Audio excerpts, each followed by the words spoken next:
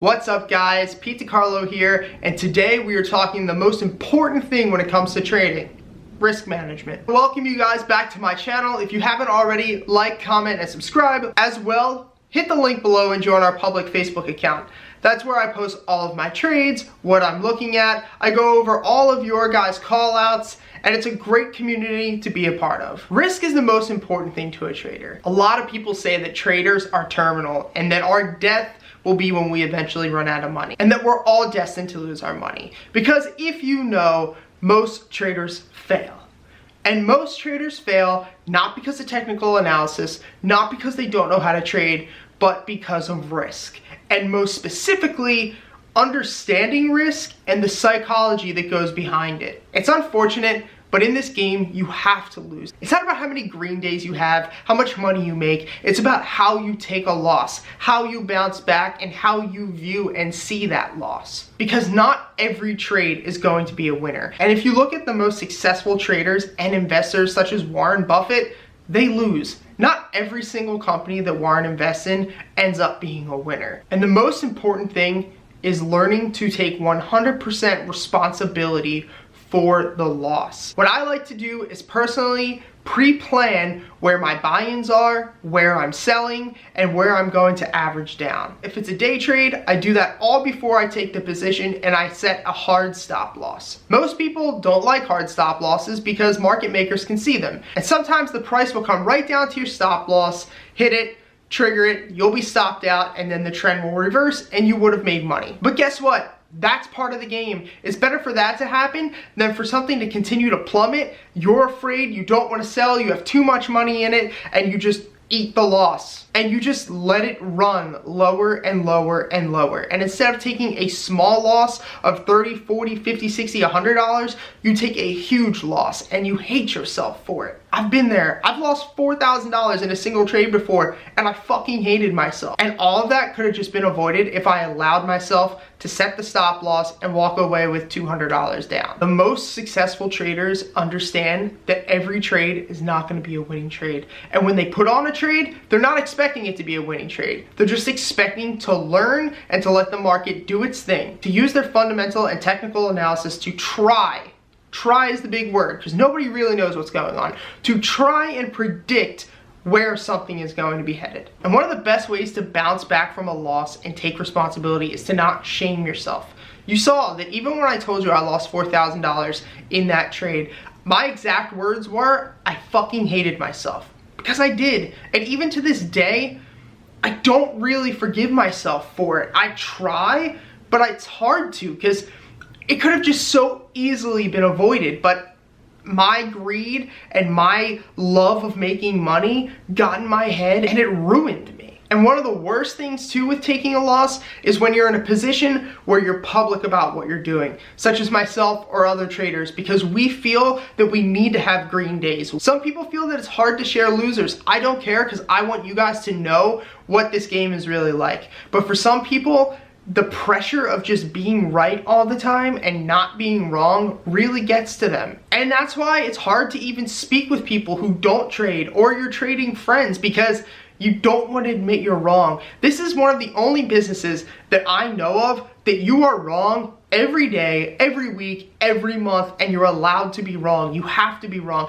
It's hard because we live in a society, and if you're one of these people, we all know them, who just can't be wrong. No matter what, they can't be wrong. You can show them all of the data in an argument. You can show them anything to prove your argument to be correct. They cannot be wrong. If you're one of those people, you are going to fail. And in the beginning, I was one of those people, and taking the loss was one of the hardest things I had to do because you have to just admit you're wrong. And like I said, in this game, you either admit you're wrong and you learn from it, or you just piss away your account until you have nothing. This is a form of gambling.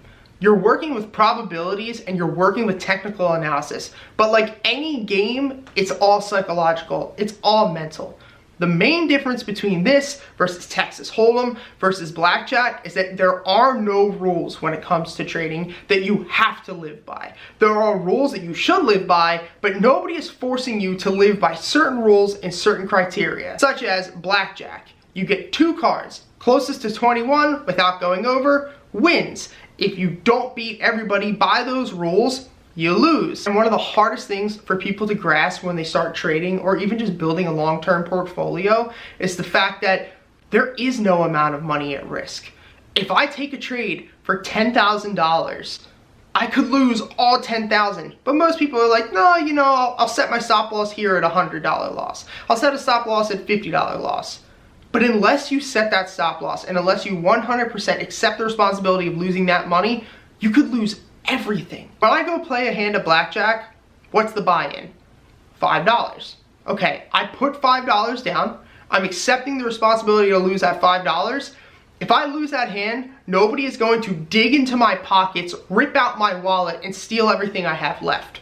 But in the market, that will happen. Nobody will go into your pockets and rip it out, but you not accepting the loss and not allowing the loss to happen, you will inadvertently take out your wallet and shovel all your money to the market makers or to people like me. And yeah, I know that sounds terrible, but there's always going to be winners and losers. It's not like you're just playing this game, you're taking people's money. When I win a trade, I'm selling my winning trade to somebody who is buying it because they see value in it. And when I lose money, I'm selling my loser to somebody who thinks that they're going to make money off of it. Because there are no rules, this type of freedom usually destroys people.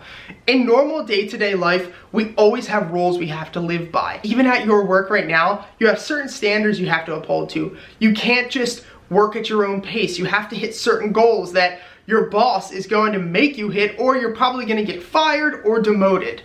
In this game, there's none of that. There's nobody telling me to trade. There's nobody telling me to hit a certain number. There's nobody telling me to sell a losing trade. There's nobody telling me when to sell a winning trade. It's all up to me. And you know what ends up taking over when you don't know what you're doing psychologically? Greed and ego. And those two things will not only destroy every relationship in your life, but it will take any amount of money that you have. This is not a get rich quick game. I've said it before and I'll say it again.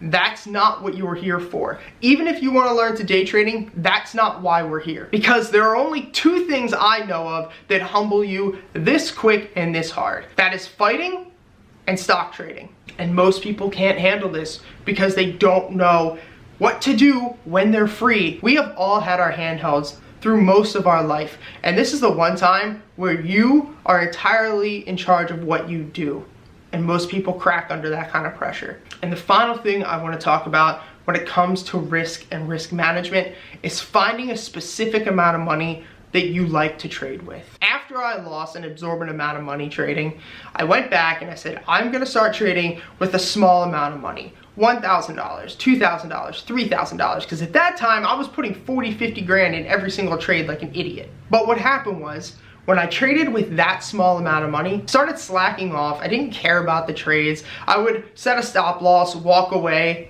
and why?